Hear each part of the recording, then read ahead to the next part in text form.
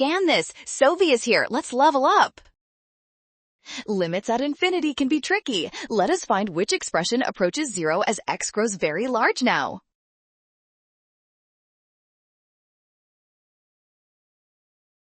To find which function goes to 0, we must compare the growth rates of the numerator and denominator for each choice. We are looking for a denominator that grows much faster.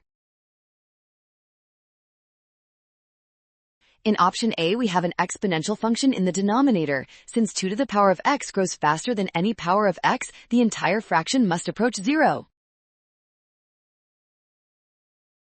The denominator eventually dominates the numerator, thus the limit is 0, making option A our correct choice. You nailed this calculus concept.